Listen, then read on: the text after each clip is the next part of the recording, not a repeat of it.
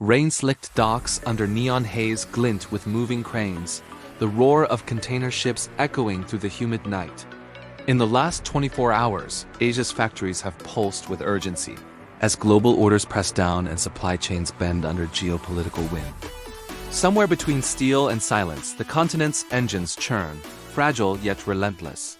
Financial markets in Asia awoke today to jittery tremors.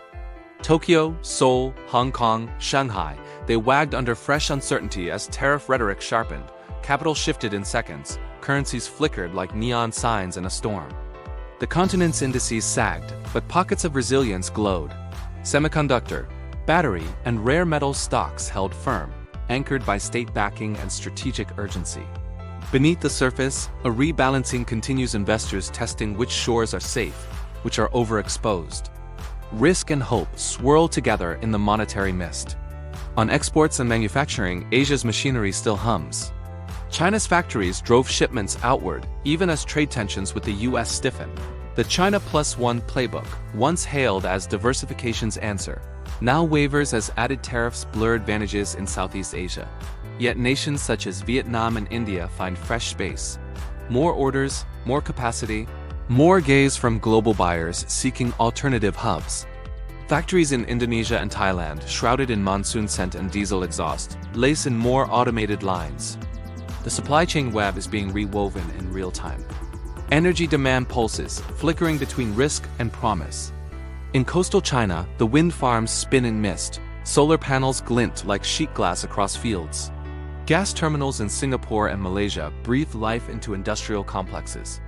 Yet fossil fuel shadows linger. Coal still fuels parts of India and Indonesia, squeezing emissions limits. Meanwhile, ambitions grow in green hydrogen, lithium plants, battery gigafactories. It is a chessboard of volts and carbon where Asian states survey both cost and climate in each move. Innovation advances softly, but with weight. In Seoul and Shenzhen, research labs hum with AI models, quantum experiments, chip designs. India's startups sketch new bridges between rural markets and digital platforms, seeking to turn scale into leverage. Across Southeast Asia, cloud computing edges forward, and in textile towns, the seamstresses learn to guide automated looms. Behind every neon facade and factory grid, experiments unfold in real time, testing whether Asia can shift from maker to innovator without losing the breadth of trade that sustained it. Trade corridors, sea lanes, rail routes, pipelines reveal Asia's arteries. The Belt and Road corridors pulse again, freight trains carving through deserts and step toward Europe. Maritime routes through the South China Sea reroute around tensions. The India-Myanmar-Thailand road projects press ahead, linking Bay of Bengal ports to Indochina. Inland rail in Central Asia aims for connectivity that bypasses fraught passages. That network of iron, steel, asphalt, and sea is where Asia trades its future. Asia now anchors the global system in deep complexity. In these 24 hours, rising US-China friction forced other continental economies to tilt. Europe eyes new supply chains in India, Africa, Vietnam. Asia is no longer a peripheral manufacturing base. It is a reprogramming center of the world. Its choices echo globally. When China controls rare earth exports, chipmakers in the US and Europe flinch. When Southeast Asia beefs up semiconductor capacity, supply chains stretch new tendrils outward. Asia's reach loops through continents. Export shocks in one part reverberate elsewhere. If China restricts magnet or rare earth flows, Germany's electric car makers suffer. If India boosts AI exports, service hubs in Africa light up. The region becomes a nervous center in which a ripple in Singapore docks can send tremors to Latin America's factories. Its integration is not just east to west, but layer upon layer of interdependence. Yet the fault lines are sharper now. Tariff walls, export curbs, bilateral deals tear at multilateral norms. The United States' new tariff announcements doubling down on trade confrontation force Asian nations to recalibrate. In this pressure, Asia must choose to cling to open globalism or thread tighter interregional bonds. The emergent question is whether Asia can sustain its role as global workshop amid fracturing order. Still, Asia's corridors serve as alternative pathways for the world. As supply from the West constricts, other economies lean on Asian networks. African countries reroute rail and ports to Indian exporters instead of Western hubs. Latin American tech firms source components from Southeast Asia. The world's web of trade now increasingly threads through Asian nodes, not just as supplier but as pivot. In the dying light, Asia emerges not as back-end to global demand, but as co-architect. It must innovate its trade architecture, control choke points, diversify routes. Its voices echo in WTO rooms, in trade pavilions and summits. In the next hours, it must act not just to survive external shocks, but to reforge itself into a center of gravity.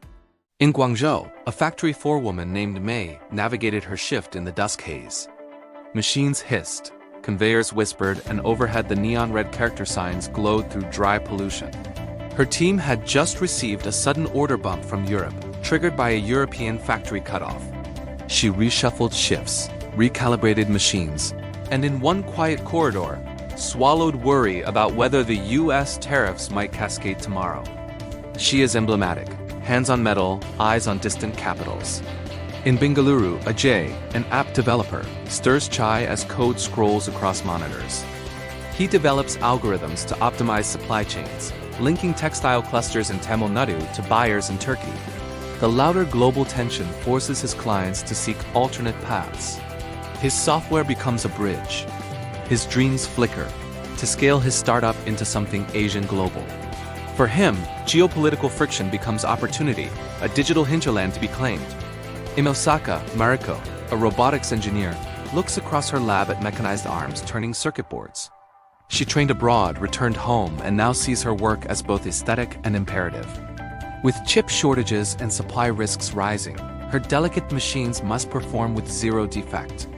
Her pride is brittle, the machinery must hold because she hears of lines paused elsewhere for lack of parts. She and her team carry stress in their fingertips. In Seoul, Hyen Woo, a battery technician in a suburban industrial park, stands under fluorescent tubes, adjusting electrolyte mixes. His plant made storage batteries for EVs aiming at Europe and the US, but with supply shifts, buyers threaten to divert to Japanese or European producers. He worries. Will his months of overtime matter if clients change route? He tweaks cells, screens quality, and steels himself against the next order reversal. In Hanoi, Lin walks past the spray of cooling towers and silicon fabs silhouetted at dawn. She left village agriculture to work in a chip packaging plant. Last night, she slept on a bunk in a dormitory. Today, she will run tests. Her work is quiet, invisible. But when global clients switch supply paths, plants down the road pause and workers like her feel the tremor. She watches container ships pass through Halong Bay's mists, wondering whether her pay will sustain next month. In Manila, the Garcia brothers, two men in a textile workshop near Pasig, listen to the radio chatter about U.S. duty announcements while threading delicate lace. Their customers in the U.S. threaten surcharge fallout, so they scramble for European clients. The older brother irons fabric. The younger takes orders online, tapping through Slack channels at midnight. Their world is narrow and global, at once tender cloth woven into distant bodies. Across Indonesia islands, in Batam and Surabaya, young technicians learn to operate automated looms brought in from Japan, under flickering assembly line lights and the humid stench of chemicals. In coffee stalls between factories, they talk of migrating to Singapore plants when orders shift. Their aspirations shift with the shipping schedules, their lives tethered to container rhythms and port whispers. Dawn after dawn, Asia must reimagine the choreography of trade and resilience. It must lean into regional architecture, trade pacts, customs harmonization, shared rules. The upgraded ASEAN-China framework flickers as promise, not panacea. But if Asia can bind itself more tightly, it can buffer shocks from external storms.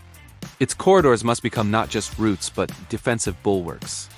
Technological sovereignty will be vital. Countries cannot just trade bits and motors. They must build semiconductor foundries, rare mineral processing, AI cores, and battery cascades. Each nation must hold a piece of that backbone so that when one link trembles, the chain stays unbroken. Innovation must ripple from city labs to rural hubs so that dependency is shared across the continent. Trade will not follow old maps. New corridors through Central Asia, through South Asia, across the Pacific via new gateways must absorb redirected volume. Maritime routes may avoid friction zones. Railways may bear new loads. Digital trade corridors may carry services more than goods. Asia must sculpt those roots with flexibility, fluidity, foresight. The fabric must stretch, heal, reknit. Yet even as markets pulse, Asia must not sever its human tether. Workers need security, retraining, dignity. Innovation must be inclusive, not just elite. The narrator in every fog-lit port must hear the voice of the seamstress, the coder, the welder who clocks in even when orders falter. The continent's narrative is not just of macro pivot, but of human resilience, whose courage stains factory floors with hope. And somewhere between the market's pulse and the human heartbeat, tomorrow quietly begins.